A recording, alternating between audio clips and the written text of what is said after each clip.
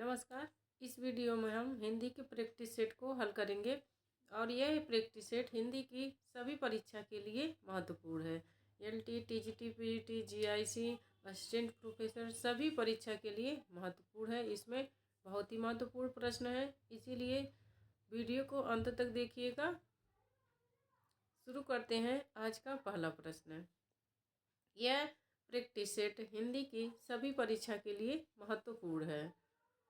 पहला प्रश्न है, राधा कृष्ण ने गोवध की समस्या का निवारण करने हेतु कौन सा उपन्यास लिखा था? राधा कृष्ण दास ने गोवध की समस्या के निवारण हेतु कौन सा उपन्यास लिखा था? निसहाय हिंदू, आदर्श हिंदू, भूतनाथ, इनमें से कोई नहीं।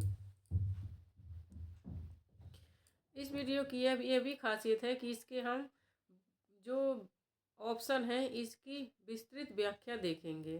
तो वीडियो बहुत ही महत्वपूर्ण है क्योंकि सारे प्रश्नों की विस्तृत व्याख्या देखेंगे।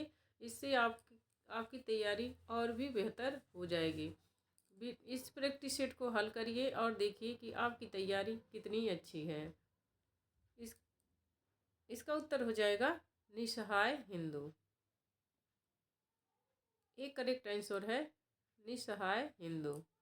राधा कृष्ण दास के उपन्यास निसहाय हिंदू की समस्या हिंदू की गोवध समस्या का निवारण करने हेतु प्रयास किया गया है।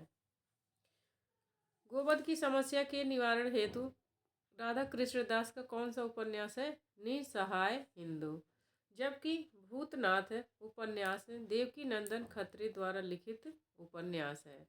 आदर्श हिंदू उपन्यास लेखक लज्जाराम मेहता शर्मा का है। आगे प्रश्न है, प्रेमचंद के उपन्यासों का कालक्रम निर्धारित कीजिए। सेवा सदन, ए ऑप्शन है सेवा सदन, प्रेमाश्रम, निर्मला, गोदान। बी है प्रेमाश्रम, निर्मला, सेवा सदन, गोदान। सी है सेवा सदन, प्रेमाश्रम, निर्मला, गोदान। डी है निर्मला, सेवा सदन, गोदान। इस प्रश्न में दो ऑप्शन एक ही जैसे हैं, ए और सी। ए और सी दो ऑप्शन एक ही जैसे हैं, इसीलिए इस प्रश्न को आयोग ने बाहर कर दिया था। लेकिन हम इनके उपन्यासों का कालक्रम देखते हैं। मुंशी प्रेमचंद के उपन्यासों का कालक्रम देखेंगे तो ए करेक्ट आंसर हो जाएगा। सेवा सदन 1918 ईस्वी में, प्रेमाश्रम 1922 ईस्वी में, निर्मला 1927 ईस्वी में और गोदान 1936 ईस्वी में। सेवा सदन, प्रेमाश्रम, निर्मला, गोदान उपन्यास प्रेमचंद के उपन्यासों का सही कालक्रम है। ए और सी समान होने के कारण इस प्रश्न को त्रुटिपूर्ण करते हुए आयोग ने इस प्रश्न को बाहर कर दिया है। हिंदी की जो पिछली परीक्षाओं में प्रश्न आते हैं वह सारे प्रश्न हमारे लिए बहुत ही महत्वपूर्ण होते हैं और जो उच्चतर परीक्षाओं में आते हैं, ऊंची परीक्षाओं में आते हैं, वो तो और भी एक तो टफ होते हैं और दूसरे सबके लिए महत्वपूर्ण होते हैं। तो यह हमारा जो वीडियो है यह असिस्टेंट प्रोफेसर के प्रीवियस ईयर क्वेश्चन पेपर हैं, तो यह सब परीक्षा के लिए महत्वपूर्ण है। आगे प्रश्न है, इतिहास इस बात का गवाह है कि इस महिमामयी शक्ति की उपेक्षा करने वाले साम्राज्य नष्ट हो गए। कथन किस उपन्यास से उद्धृत है? गोदान, दिव्या, आपका बंटी, बाणभट्ट की आत्मकथा। आपका सही उत्तर हो जाएगा डी, बाणभट्ट की आत्मकथा। यह जो कथन है यह बाणभट्ट की आत्मकथा से लिया गया है। यह हजारी प्रसाद द्विवेदी का उपन्यास है। अन्य उपन्यास और उपन्यासकार देखते हैं।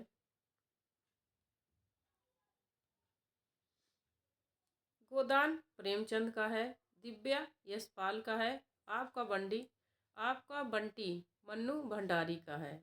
आगे है, इनका सही कालक्रम बताइए। विचित्र विवाह, पर्दा, चुंबन, समाज सेवक। बी विचित्र विवाह, समाज सेवक, पर्दा, चुंबन। सी समाज सेवक, पर्दा, चुंबन, विचित्र विवाह। डी, पर्दा, समाज सेवक, चुंबन, विचित्र विवाह। 4 ऑप्शन में से आपको सही ऑप्शन बताने हैं। तो दिया गया इसका क्या है करेक्ट आंसर? बी, विचित्र विवाह समाज सेवक, पर्दा, चुंबन। विचित्र विवाह रामचरित उपाध्याय का है, पर्दा यशपाल का है और पांडे बेचन शर्मा उग्र का है चुंबन। चुंबन पांडे बेचन शर्मा उग्र का है। लेकिन समाज सेवक नाम से किसी भी साहित्यकार की कोई भी रचना नहीं है, इसलिए आयोग ने इस प्रश्न को बाहर कर दिया था।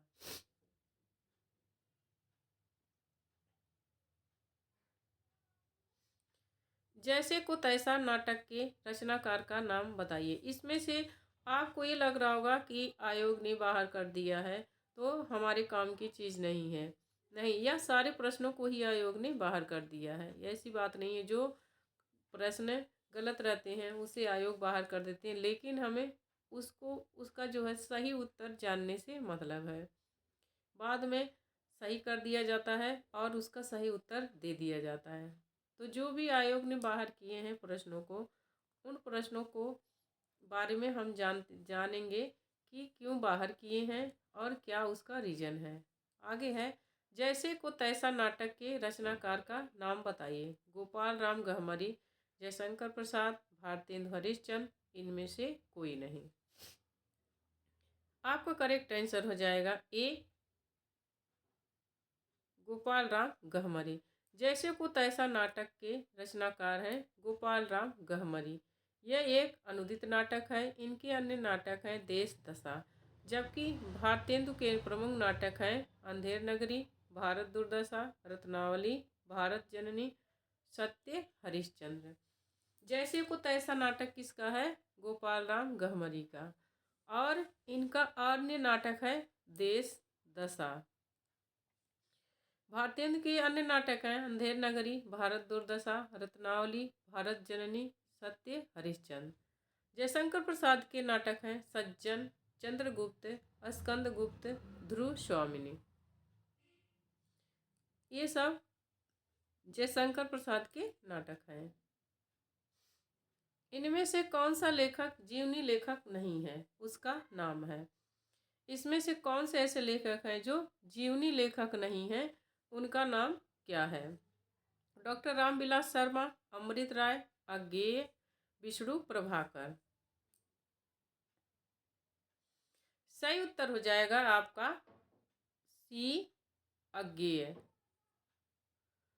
इनमें से कौन सा लेखक जीवनी लेखक नहीं है? अज्ञेय हैं, जिन्होंने एक भी जीवनी नहीं लिखी। रामविलास शर्मा ने सूर्यकांत त्रिपाठी निराला की जीवनी लिखी है, निराला की साहित्य साधना।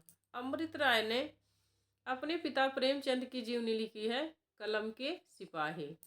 विष्णु प्रभाकर ने शरद चंद्र की जीवनी लिखी है, आवारा मसीहा।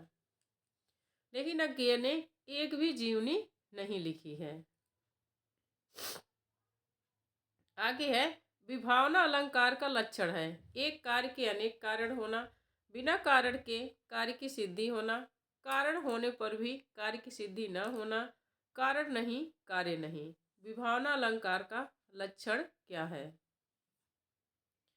सही उत्तर हो जाएगा आपका बी, बिना कारण के कार्य की सिद्धि होना विभावना अलंकार का लक्षण है। जैसे बिनु पग चले, सुनय बिनु काना, कर बिनु कर्म, करय विधि नाना। बिना कारण के कार्य की उत्पत्ति होना। यहाँ कार्य बिना पैर के, पैर नहीं है लेकिन चल रहा है, हाथ नहीं है लेकिन कार्य अनेक कर रहा है, इसलिए यहाँ पर विभावना अलंकार होगा। विभावना अलंकार का ये बहुत ही प्रसिद्ध उदाहरण है। बिनु पग चले, सुनय बिनु काना, कर बिनु कर्म, करय विधु नाना। निम्नलिखित में से प्रसादोत्तर नाटक हैं। तीसरा हाथी, बिन बाती के दीप, सेतुबंध, उपर्युक्त सभी। इसमें से कौन सा प्रसादोत्तर नाटक है? सही उत्तर हो जाएगा आपका डी, इसमें से सभी प्रसादोत्तर नाटक हैं। डी करेक्ट आंसर हो जाएगा। तीसरा हाथी, इसका प्रकाशन वर्ष है 1936 ईस्वी। यह रमेश बच्ची का नाटक है। सेतुबंद 1972 ईस्वी, सुरेंद्र वर्मा का नाटक है।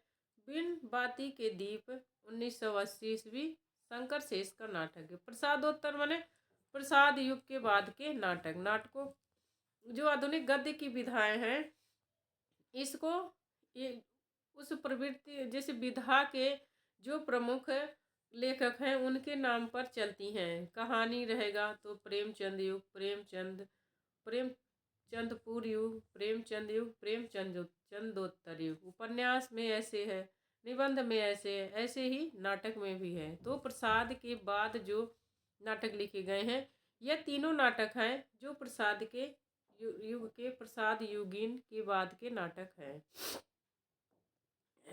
आगे के प्रश्न है, प्रसिद्ध निबंध अर्धनारीश्वर के लेखक कौन है? रामधारी सिंह दिनकर, मैथिली शरण गुप्त, जयशंकर प्रसाद, इनमें से कोई नहीं। आपका सही उत्तर हो जाएगा ए, रामधारी सिंह दिनकर। अर्धनारीश्वर निबंध के लेखक रामधारी सिंह दिनकर हैं, लेकिन एक है अर्धनारीश्वर उपन्यास है, उसके लेखक हैं विष्णु प्रभाकर। अर्धनारीश्वर उपन्यास के लेखक विष्णु प्रभाकर हैं और अर्धनारीश्वर निबंध के लेखक रामधारी सिंह दिनकर हैं। यह आप ध्यान रखना। निबंध के अन्य दिनकर के अन्य निबंध हैं वट पीपल, रेती के फूल, मिट्टी की ओर, वेणु वन, उजली आग। जबकि जयशंकर प्रसाद ने काव्य और कला तथा अन्य निबंध से लिखे हैं, नामक निबंध की रचना की है। काव्य और कला तथा अन्य निबंध नाम से जयशंकर प्रसाद ने निबंध की रचना की है। इन साहित्यकारों को सही कालक्रम में रखिए। गोपाल सिंह नेपाली, हृदयेश, हरिकृष्ण प्रेमी, रामेश्वर शुक्ल, अंचल। हृदयेश हरिकृष्ण प्रेमी, गोपाल सिंह नेपाली, रामेश्वर शुक्ल, अंचल। सी, हरिकृष्ण प्रेमी, रामेश्वर शुक्ल, अंचल, हृदयेश। डी, रामेश्वर शुक्ल, अंचल, गोपाल सिंह नेपाली, हरिकृष्ण प्रेमी, हृदयेश। आपका करेक्ट आंसर हो जाएगा बी, हरिकृष्ण प्रेमी, हृदयेश, हरिकृष्ण प्रेमी, गोपाल सिंह नेपाली, रामेश्वर शुक्ल, अंचल। बी करेक्ट आंसर हो जाएगा। लेकिन नोट यहाँ पर इस प्रश्न को भी आयोग ने बाहर कर दिया था, इसलिए कि हृदयेश नाम से दो साहित्यकार मिलते हैं। हृदयेश नाम से दो साहित्यकार मिलते हैं। पहला है चंडी प्रसाद हृदयेश तथा दूसरा है हृदय नारायण हृदयेश। अतः इस प्रश्न को बाहर कर दिया गया था। इनमें से अलंकारवादी आचार्य नहीं है। केशव, जयदेव, भामह, आनंदवर्धन। आपका करेक्ट आंसर हो जाएगा डी, आनंदवर्धन। आनंदवर्धन अलंकारवादी आचार्य नहीं थे, बल्कि ध्वनिवादी आचार्य थे।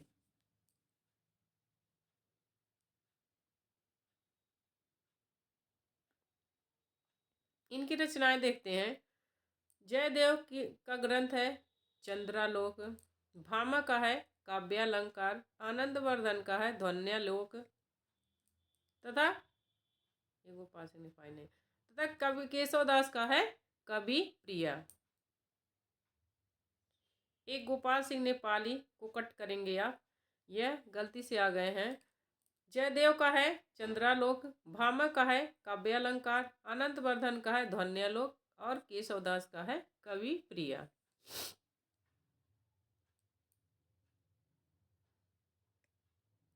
ब्रह्मानंद सहोदर किसे कहते हैं? रस, वक्रोक्ति, ध्वनि, अलंकार। आपका करेक्ट आंसर हो जाएगा ए, रस। रस को ब्रह्मानंद सहोदर कहते हैं। रस संप्रदाय है, प्रणेता है। वक्रोक्त संप्रदाय के प्रवर्तक हैं कुंतक। ध्वनि संप्रदाय के प्रवर्तक हैं आनंदवर्धन। अलंकार संप्रदाय के प्रवर्तक हैं भामह। रस को ब्रह्मानंद सहोदर कहा गया है। यह मान्यता का किस उपनिषद से? तैत्तिरीय उपनिषद में यह मान्यता दी गई है। रसो वैश्य अर्थात रस, आनंद, स्वरूप ब्रह्म है। रस को किस उपनिषद में ब्रह्मानंद सहोदर कहा गया है? तो तैत्तिरीय उपनिषद में।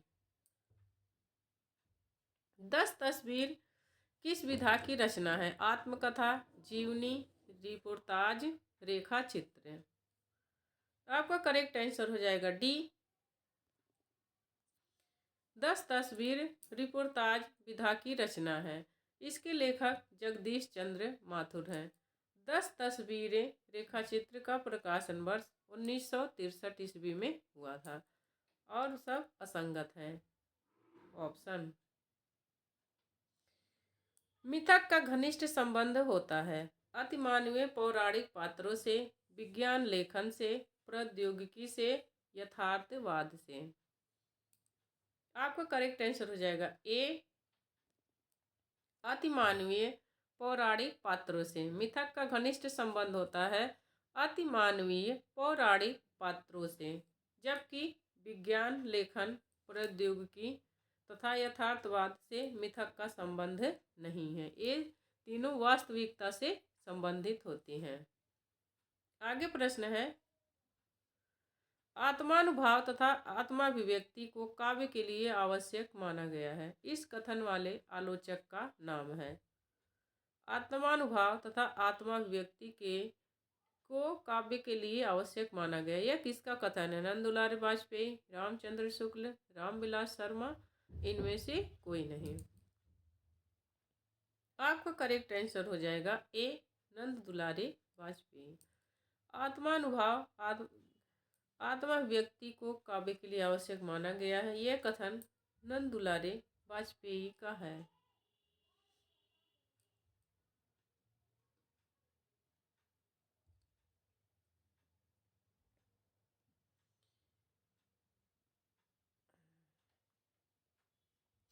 जबकि आचार्य रामचंद्र शुक्ल तथा डॉक्टर रामविलास शर्मा का इस कथन से संबंध नहीं है।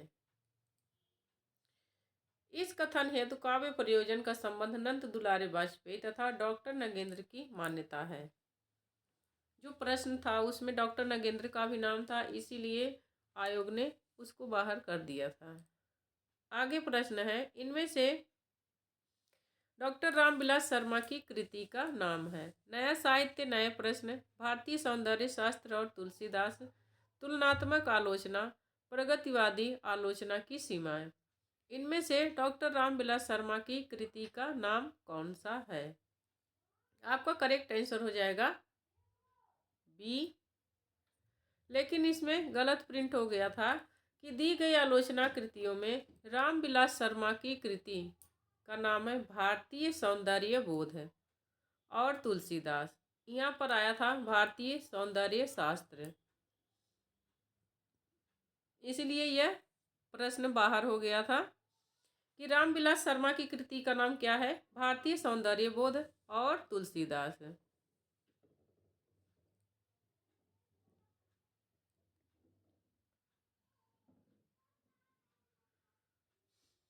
प्रतिभा उत्पत्ति मिश्र समय वेते श्रेयस्यौ इति यह मत किस विद्वान का है? आचार्य मम्मट, दंडी, राजशेखर, इनमें से कोई नहीं। आपका करेक्ट आंसर हो जाएगा सी, राजशेखर।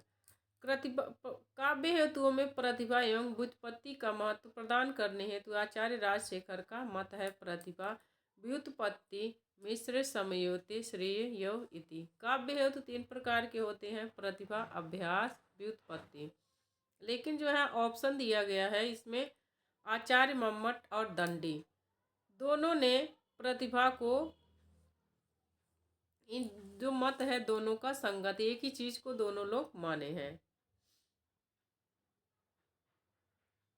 जैसे प्रतिभा को व्युत्पत्ति से माने हैं राजशेखर और दंडी। प्रतिभा और व्युत्पत्ति, काव्य में प्रतिभा और व्युत्पत्ति दोनों को महत्व राजशेखर ने भी दिया है और दंडी ने भी दिया है। अरस्तु के अनुकरण सिद्धांत में कौन सी एक बात नहीं है? कविता जगत की अनुकृति है, बी अनुकरण की प्रक्रिया आनंददायक है, सी अनुकरण से हमें शिक्षा मिलती है, डी काव्य अनुकृति का अनुकरण नहीं है। सही उत्तर हो जाएगा आपका डी। काव्य प्रकृति का अनुकरण नहीं है। अरस्तु के अनुकरण सिद्धांत में यह बात नहीं है। डी करेक्ट आंसर है। जबकि कविता जगत की अनुकृति है। अनुकरण की प्रक्रिया आनंददायक है। अनुकरण से हमें शिक्षा मिलती है। ये तीनों अरस्तु के अनुकरण की विशेषताएं हैं। लेकिन तो जो चौथा है काव्य प्रकृति का अनुकरण नहीं है, यह अरस्तु के सिद्धांत की मान्यता नहीं है। आगे है प्रिंसिपल ऑफ लिटरेरी क्रिटिसिज्म पुस्तक के लेखक हैं रिचर्ड्स, क्रोचे, प्लेटो, इलियट। आपका सही उत्तर हो जाएगा A Richards. Principle of literary criticism पुस्तक के लेखक हैं आइए रिचर्ड्स। प्लेटो की है इयोन, क्रोचे का है एस्थेटिक और इलियट का है the secret wood. The secret wood Elliot की बहुत ही प्रसिद्ध रचना है। किसकी मान्यता है कि औदात्य अभिव्यक्ति है, उच्चता और उत्कृष्टता का नाम है। औदात्य अभिव्यक्ति है, उच्चता और उत्कृष्टता का नाम है। मैथ्यू आर्नाल्ड, जॉनसन, जाइनस, सार्द। आपका उत्तर हो जाएगा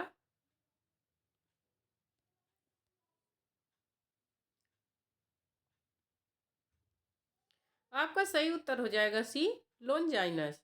लोनजाइनस की मान्यता है कि औदात्य अभिव्यक्ति की उच्चता और उत्कृष्टता का नाम है। लोनजाइनस के ग्रंथ का नाम है पेरू इप्सुस। इस ग्रंथ का सर्वप्रथम प्रकाशन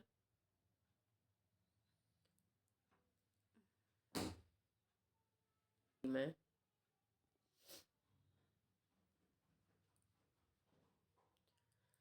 इस ग्रंथ का सर्वप्रथम प्रकाशन 1554 ईस्वी में हुआ था। पेरू इप्सुस, यहाँ इप्सुस रहेगा। मूलतः रिटोरिक भाषण शास्त्र की पुस्तक है। Matthew Arnold cultural and anarchy है। सार्थ की है ल नौसी।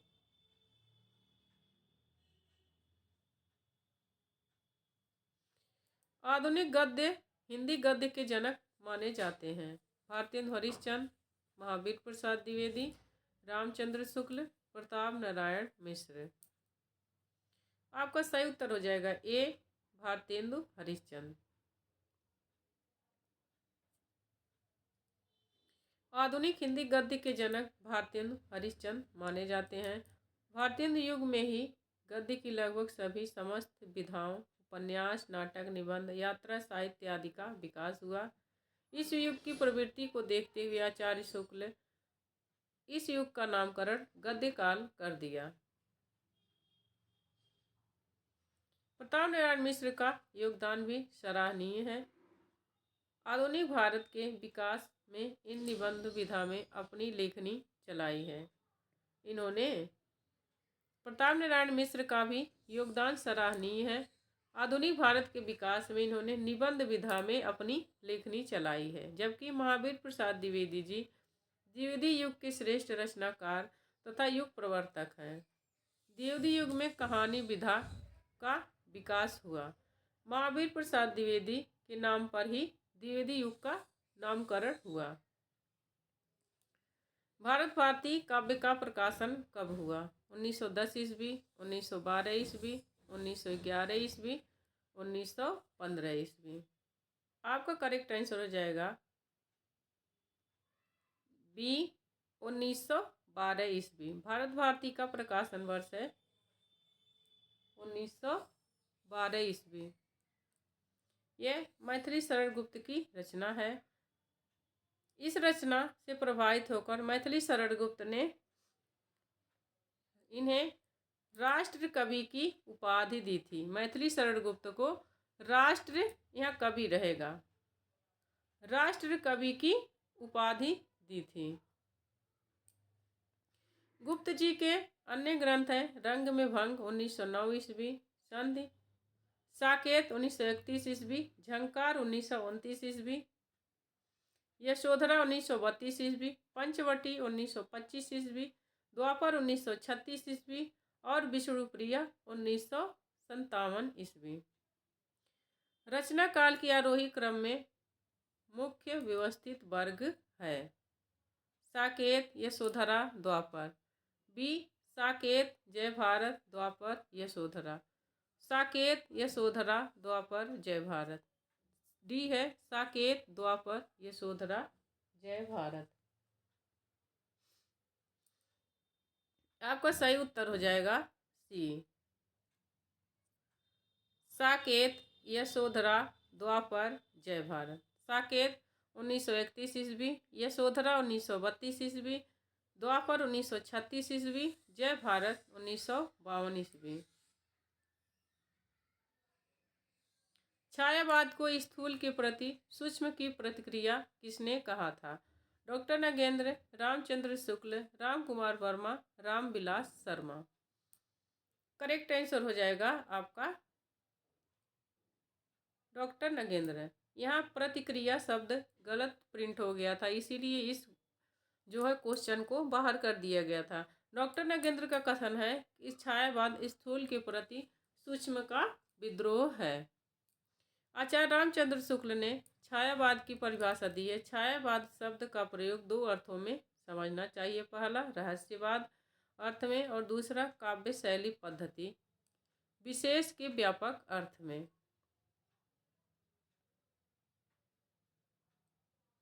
रामविलास शर्मा छायावाद की परिभाषा देते हैं। छायावाद स्थूल के प्रति सूक्ष्म का विद्रोह नहीं रहा, यहाँ स्थूल रहेगा।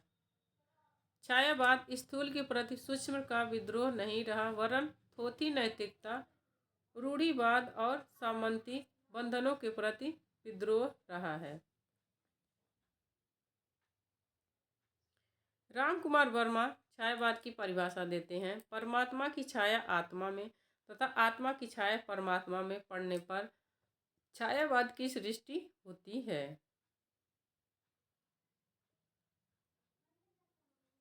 पंत को उनकी किस कृति पर ज्ञानपीठ पुरस्कार मिला था? लोकायतन, चिदंबरा, गीतहंस, ग्राम्य।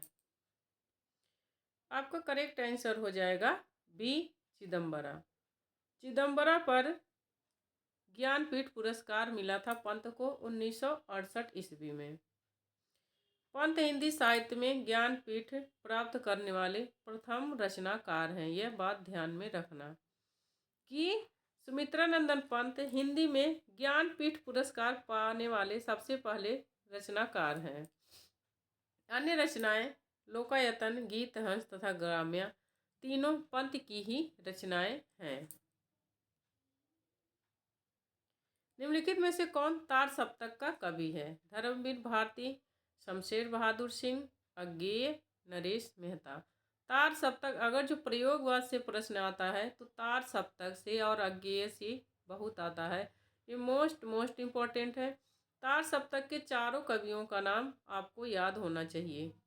यही प्रश्न खूब बनता है कि कौन सा कवि किस सप्तक में है, संकलित है, किस कवि की रचनाएं।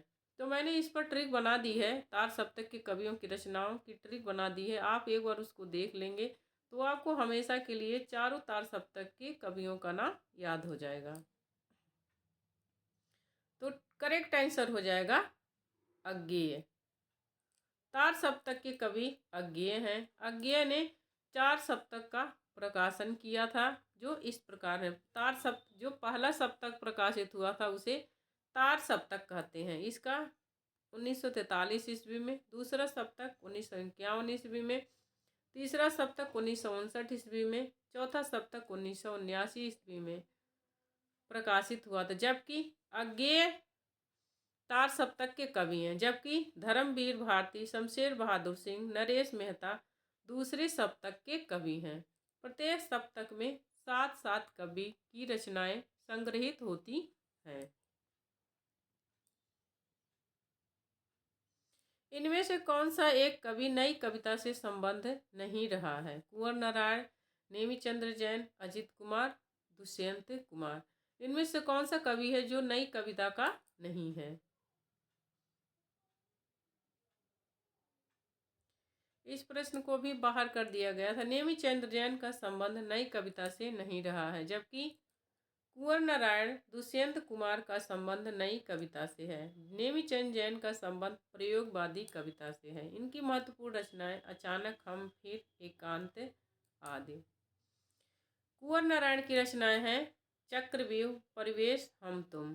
दुष्यंत कुमार की रचनाएं हैं आवाजों के घेरे, सूर्य का स्वागत, जलते हुए वन का बसंत। तो आपका करेक्ट आंसर हो जाएगा नेमिचंद्र जैन। नेमिचंद्र नई कविता से नेमिचंद्र का संबंध नहीं है।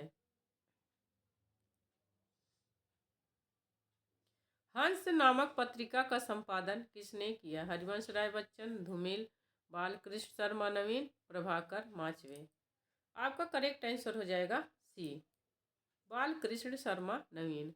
हंस प्रभा पत्रिका के संपादक कौन है? बालकृष्ण शर्मा नवीन। प्रभा नामक पत्रिका का संपादन किसने किया? बालकृष्ण शर्मा नवीन। बालकृष्ण शर्मा नवीन की प्रमुख रचनाएं हैं कुसुम, कुमकुम, रश्मि रेखा, अपलक, क्वास, विनोबा स्तवन, उर्मिला आदि। जबकि हरिवंश राय बच्चन, धूमिल और प्रभाकर माचवे का संबंध प्रभा पत्रिका से नहीं है। प्रभा पत्रिका का संपादन किसने किया? बालकृष्ण शर्मा नवीन ने।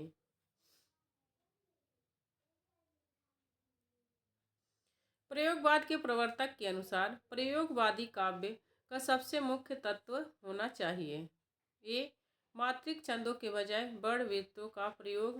बी, बौद्धिकता की अपेक्षा भावुकता की प्रतिष्ठा। सी, नई राहों का अन्वेषण। डी, काव्य की पूर्व परंपरा का संपूर्ण निषेध।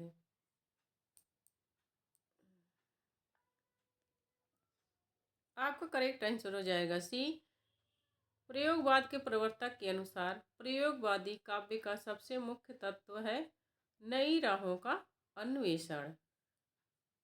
प्रयोगवाद का प्रारंभ सन 1943 ईस्वी में अज्ञेय द्वारा संपादित तार सप्तक के प्रकाशन से माना जाता है। तार सप्तक में नई नई विचारधाराओं के 7 प्रमुख कवियों की रचनाएं प्रकाशित होती थीं।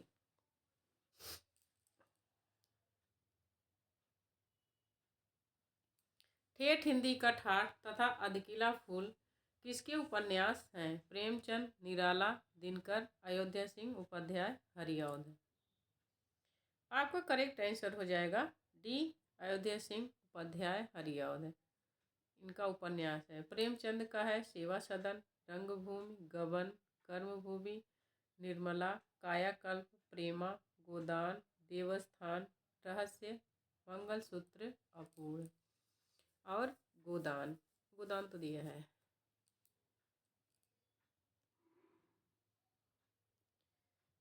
निराला के महत्वपूर्ण उपन्यास हैं अप्सरा, अलका, निरूपमा या निरूपमा रहेगा। अप्सरा, अलका, निरूपमा, कुल्ली भाट, प्रभावती, काले कारनामे, चोटी की पकड़, यह निराला के प्रमुख उपन्यास हैं। परीक्षा गुरु उपन्यास का प्रकाशन वर्ष है सन 1882 ईस्वी, बी 1884 ईस्वी, सी 1883 ईस्वी, डी 1885 ईस्वी। आपका सही उत्तर हो जाएगा ए 1882 ईस्वी। यह श्रीनिवास दास की रचना है। रामचंद्र शुक्ल ने इसे हिंदी का प्रथम उपन्यास माना है।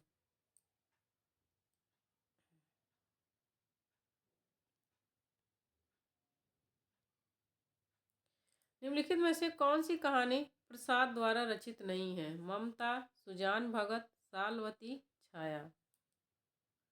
आपका सही उत्तर हो जाएगा सुजान भगत। बी करेक्ट आंसर है। सुजान भगत जयशंकर प्रसाद की कहानी नहीं है, बल्कि प्रेमचंद की कहानी है। अन्य कहानियाँ जयशंकर प्रसाद की हैं ममता, सालवती, छाया।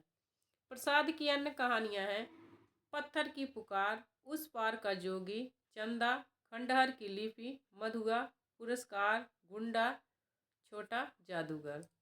इनके कहानी संग्रह हैं प्रतिध्वनि, आकाशदीप, आंधी, इंद्रजाल।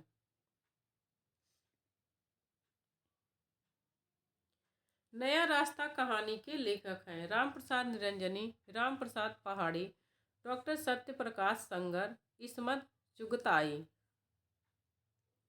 आपका करेक्ट आंसर हो जाएगा राम प्रसाद पहाड़ी।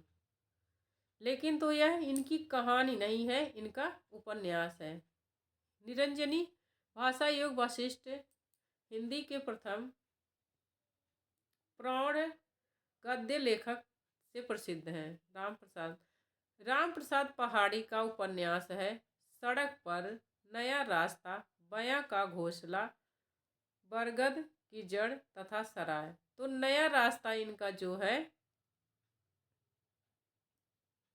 तो राम प्रसाद पहाड़ी की ही रचना नया रास्ता, लेकिन इसकी विधा क्या है? उपन्यास है नया रास्ता।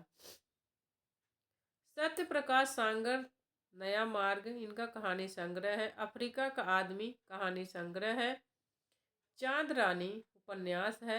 इस्मत चुगताई की है कहानी चोटे छुई मुई एक बात, कलियां, एक रात, दो जखे। उपन्यास है टेढ़ी लकीर, देल की दुनिया, बहरूप नगर, सौदाई, जंगली कबूतर। तो यही विधा नया रास्ता विधा नाम की कोई रचना नहीं थी, इसीलिए इसे बाहर कर दिया गया था इस प्रश्न को। नया रास्ता जो है यह उपन्यास विधा है और राम प्रसाद पहाड़ी की रचना है। भारतीय युगीन नाटकों का सही कालक्रम क्या है? 1800 से 1850 ईस्वी, 1850 से 1885 ईस्वी, 1850 से 1900 ईस्वी, 1850 से 1905 ईस्वी।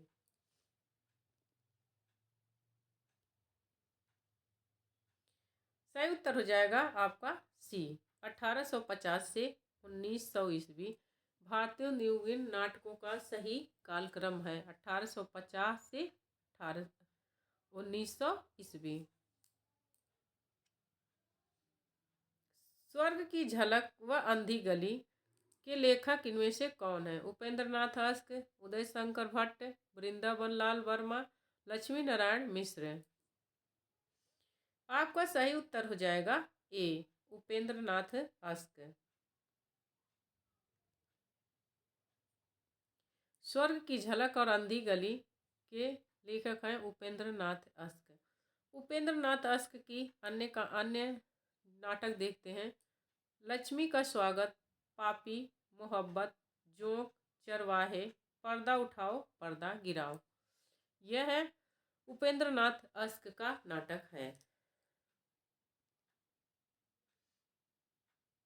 उदय शंकर भट्ट का नाटक देखते हैं। एक ही कब्र में, 10,000, नए मेहमान, पर्दे के पीछे, मुंशी अनोखे लाल, विष की पुड़िया। ये उदय शंकर भट्ट के नाटक हैं। वृंदावन लाल वर्मा का नाटक देखते हैं। सबसे बड़ा आदमी, मैं और केवल मैं, यूं कलाकार। यह वृंदावन लाल वर्मा के नाटक हैं। आधे अधूरे नाटक का मूल प्रतिपाद्य क्या है? नौकरशाही, मध्यवर्गीय परिवार की विसंगति, चुनावी दलीय राजनीति, सामुदायिक बिलगाव। आपका करेक्ट आंसर हो जाएगा बी। आधे अधूरे नाटक का मूल प्रतिपाद्य है मध्य वर्गीय परिवार की विसंगति और ये मोहन राकेश का नाटक है।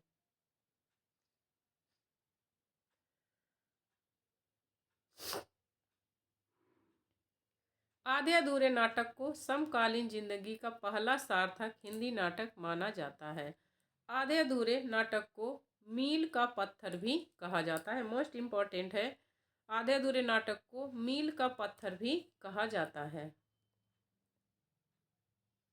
अगर जो आपको ये वीडियो अच्छी लग रही हो और आपको लगता है कि आपके लिए आपकी तैयारी के लिए बेहतर है, तो आप ये वीडियो और जो आपकी तैयारी हिंदी की तैयारी परीक्षा की तैयारी करने वाले लोग हैं उन तक शेयर करिए, ताकि और लोग भी अब इस वीडियो से अपनी तैयारी अच्छी बनाएं।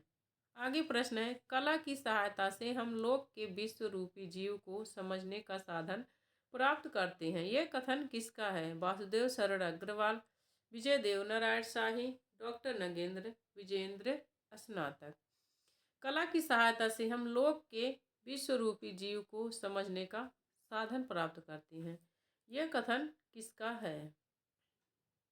आपका करेक्ट आंसर हो जाएगा ए, वासुदेव शरण अग्रवाल का ये कथन है। हिंदी प्रदीप पत्रिका के संपादक कौन थे? प्रताप नारायण मिश्र, रामचंद्र शुक्ल, हजारी प्रसाद द्विवेदी, बाल कृष्ण भट्ट। आपका करेक्ट आंसर हो जाएगा डी, बाल कृष्ण भट्ट। हिंदी प्रदीप पत्रिका के संपादक हैं बाल कृष्ण भट्ट। प्रताप नारायण मिश्र की पत्रिका थी हिंदी ब्राह्मण।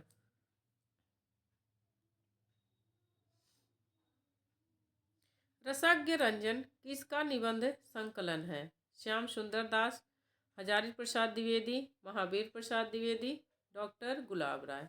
रसज्ञ रंजन किसका निबंध संकलन है? आपका करेक्ट आंसर हो जाएगा सी, महावीर प्रसाद द्विवेदी। रसज्ञ रंजन महावीर प्रसाद द्विवेदी का निबंध संकलन है। अन्य लोगों का निबंध देखते हैं। महावीर प्रसाद द्विवेदी के अन्य निबंध देखते हैं। संपत्ति शास्त्र, लेखांजलि, नाट्य शास्त्र, उपन्यास रहस्य, भाषा और व्याकरण, कवि और कविता, महाकवि माघ का प्रभात वर्णन, आत्मनिवेदन, प्रभात। यह महावीर प्रसाद द्विवेदी के निबंध हैं। श्याम सुंदर दास के निबंध हैं साहित्य की विशेषताएं, साहित्य और समाज, कर्तव्य और सभ्यता।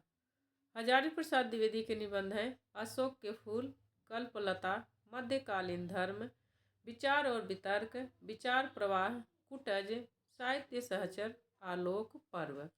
यह हजारी प्रसाद द्विवेदी के निबंध हैं। डॉक्टर गुलाब राय के निबंध हैं ठलुआ क्लब, फिर निराश क्यों, मेरी असफलताएं, कुछ उथले कुछ गहरे, मेरे नापिताचार्य, अध्ययन और आस्वाद प्रबंध। यह डॉक्टर गुलाब राय के निबंध हैं। आगे है सही कालक्रम वर्ग को चिन्हित करना है। कबीर, सूर, तुलसी, जयसी, कबीर, सूर, जयसी, तुलसी, सूर, कबीर, तुलसी, जयसी, कबीर, तुलसी, जयसी, सूर। इसमें इसलिए इसको प्रश्न को बाहर कर दिया गया था कि इसमें जो जयसी का जीवन काल है वह अस्पष्ट है, वह पता नहीं है। इसीलिए कबीर का है 1398 ईस्वी, सूरदास का है 1478 ईस्वी, जयसी का पता नहीं है, तुलसी का 1532 ईस्वी। तो आपका इस हिसाब से करेक्ट आंसर हो जाएगा कबीर, सूर, जयसी, तुलसी। बी करेक्ट आंसर हो जाएगा कबीर, सूर, जयसी, तुलसी।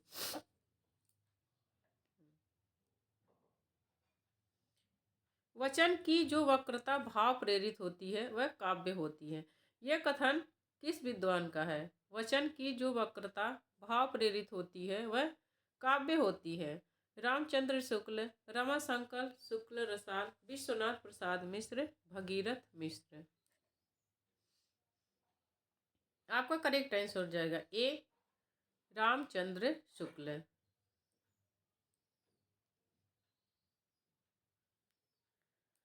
ये इसमें सुमेलित करना है उपन्यासों को। मुर्दों का टीला निर्मल वर्मा, डूबते मस्तूल मन्नू भंडारी, महाभोज रांगे राघव, लालटीन की छत। इसको आपको सुमेलित करना है। तो आपका करेक्ट आंसर है बी, मुर्दों का टीला रांगे राघव का है, डूबते मस्तूल नरेश मेहता का है, महाभोज मन्नू भंडारी का है और लालटीन की छत निर्मल वर्मा की रचना है। 3, 4, 2, 1 यह सुमेलित है। बी करेक्ट आंसर है आपका। काव्य दोषों को सर्वप्रथम वैज्ञानिक व्याख्या प्रस्तुत करने वाला ग्रंथ है। काव्य दोषों की सबसे पहले वैज्ञानिक व्याख्या किसने प्रस्तुत की थी? काव्य शास्त्र, काव्य अलंकार, साहित्य सर्वस्व, काव्य अलंकार सूत्र। आपका करेक्ट आंसर हो जाएगा बी, काव्य अलंकार। काव्य दोषों की सर्वप्रथम व्याख्या प्रस्तुत करने वाला ग्रंथ है काव्यालंकार। काव्यालंकार के रचयिता भामह हैं। भामह कश्मीर के निवासी थे, कश्मीर तथा इनके पिता का नाम रेकुत गोविंद था। भामह ने काव्यालंकार नामक ग्रंथ की रचना की है, जो 6 परिच्छेदों में विभक्त है। मोस्ट इम्पोर्टेंट है, रचनाओं का पूछ लिया जाता है कि यह किस में विभाजित है, अध्याय में, सर्ग में, खंड में। तो काव्यालंकार किस में विभाजित है? परिच्छेद में। यह ध्यान रखना है आप। यहाँ पर स्थापना है और तर्क है। स्थापना है, कुंवर नारायण की काव्यकृति चक्रव्यूह की कतिपय रचनाएं क्षणवाद की धारणा से अनुप्राणित हैं। तर्क है, क्षणवाद छायावादी कविता की एक उल्लेखनीय विशेषता है। इसमें कौन सा सही है? आपका करेक्ट आंसर हो जाएगा ए। ए सही है, आर गलत है। ए आपका सही है, लेकिन तो आर गलत है। क्षणवाद छायावादी कविता की विशेषता है, यह गलत है। क्षणवाद छायावाद की विशेषता नहीं है, बल्कि किसकी विशेषता है? प्रयोगवाद की। जो तर्क दिया है, कुंवर नारायण की काव्यकृति चक्रव्यूह की कतिपय रचनाएं क्षणवाद की रचना में अनुप्राणित है। तर्क है, क्षणवाद छायावादी कविता की उल्लेखनीय विशेषता नहीं है। यह क्षणवाद प्रयोगवादी कविता की उल्लेखनीय विशेषता है, इसलिए ए सही, आर गलत होगा। निम्नलिखित में से किस कहानी के लेखक प्रेमचंद नहीं है? होली का उपहार, मुक्तिमार्ग, बड़े घर की बेटी, देवदासी। आपका सही उत्तर हो जाएगा डी, देवदासी। देवदासी प्रेमचंद का नहीं, बल्कि किसका है? जयशंकर प्रसाद की कहानी है। होली का उपहार, मुक्तिमार्ग, बड़े घर की बेटी, ईदगाह, ठाकुर का कुआं, कफन, यह है प्रेमचंद की रचनाएं हैं। होली का उपहार, मुक्तिमार्ग, यह याद रखना, यह इनका बहुत उतना नहीं प्रसिद्ध है, लेकिन पेपर में पूछ लिया गया है। तो होली का उपहार और मुक्तिमार्ग, बड़े घर की बेटी, ईदगाह, ठाकुर का कुआं, कफन, ये सब तो इनकी चर्चित कहानियां हैं प्रेमचंद की। देवदासी जयशंकर प्रसाद की कहानी है। भारतेंदु हरिश्चंद्र को भारतेंदु की उपाधि कब प्रदान की गई? 1878 ईस्वी में, 1884 ईस्वी में, 1880 ईस्वी में, 1882 ईस्वी में। करेक्ट आंसर आपका हो जाएगा बी, 1884 ईस्वी में। बी ऊपर नीचे हो गया है आपका इसमें, तो 1800 बी यहाँ पर, सी ऊपर नीचे हो गया है। तो भारतेंदु हरिश्चंद्र को भारतेंदु की उपाधि 1880 में प्रदान की गई थी। 1843 से 1867 तक का कृतित्व भारतेंदु युग की पृष्ठभूमि के नाम से जाना जाता है। हिंदी में आधुनिकता और पुनर्जागरण का प्रवर्तक और पितामह भारतेंदु हरिश्चंद्र को माना जाता है। तो इन्हें भारतेंदु की उपाधि कब दी गई थी? 1880 ईस्वी में। अंधा युग उद्धृत प्रस्तुत कथन किस पात्र का है? मेरी ममता ही वहाँ नीति थी, मर्यादा थी। गांधारी, अश्वत्थामा, धृतराष्ट्र, संजय। मेरी ममता ही वहाँ नीति थी, मर्यादा थी, यह किसका कथन है? यहाँ पर कंफ्यूजन नहीं होना है गांधारी से कि यह ममता आया है तो गांधारी होंगी। इसका करेक्ट आंसर हो जाएगा सी, यह धृतराष्ट्र का कथन है। ममता से खाली गांधारी नहीं, धृतराष्ट्र भी अनुमान लगाना है। तो यह धृतराष्ट्र का कथन है कि मेरी ममता वहाँ नीति थी। यह धृतराष्ट्र का कथन है अंधा युग से। यह धर्मवीर भारती का रचित है, गीत नाट्य है। इसके प्रमुख पात्र हैं गांधारी, अश्वत्थामा, संजय, कृतवर्मा। यहाँ पर सुमेलित करना है रचनाएं। इतिहास दर्शन महेश दत्त शुक्ल, काव्य भाषा संग्रह श्याम सुंदर दास, हिंदी भाषा और साहित्य अयोध्या सिंह उपाध्याय हरिऔध, हिंदी भाषा और साहित्य नलिन बिलोचन शर्मा।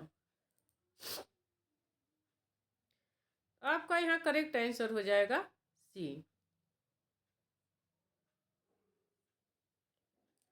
हिंदी साहित्य दर्शन नलिन बिलोचन शर्मा का है। भाषा काव्य संग्रह महेश दत्त शुक्ल का है और हिंदी भाषा और साहित्य श्याम सुंदर दास का है। हिंदी भाषा और साहित्य अयोध्या सिंह उपाध्याय का है। नीचे देखते हैं इसकी व्याख्या। यहाँ विकास रहेगा।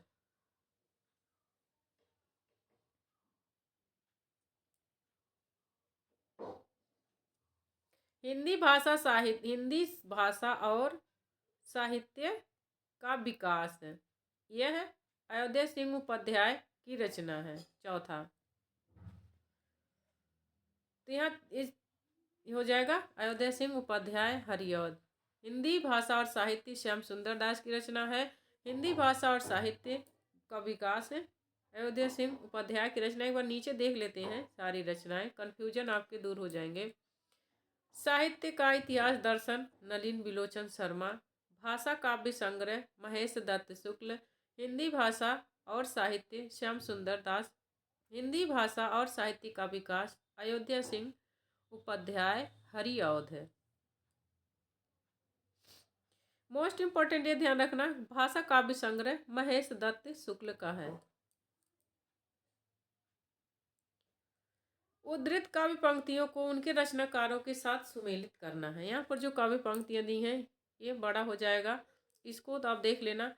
विपुल मणिरत्नों का छविजाल प्रसाद, जीवन का लेकर नव विचार निराला, सुमन हृदय में सेज बिछाते पंत, सुनता बसंत में उपवन में कुल कूजित पीक।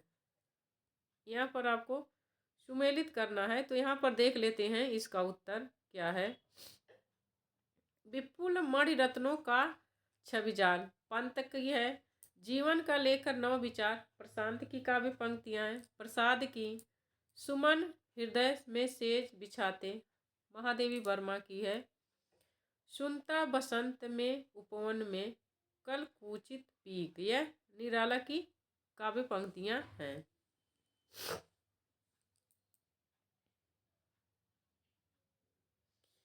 हिंदी भाषा का उद्गम और विकास के लेखक हैं नगेंद्र रामचंद्र शुक्ल, हजारी प्रसाद द्विवेदी, डॉक्टर उदय नारायण तिवारी।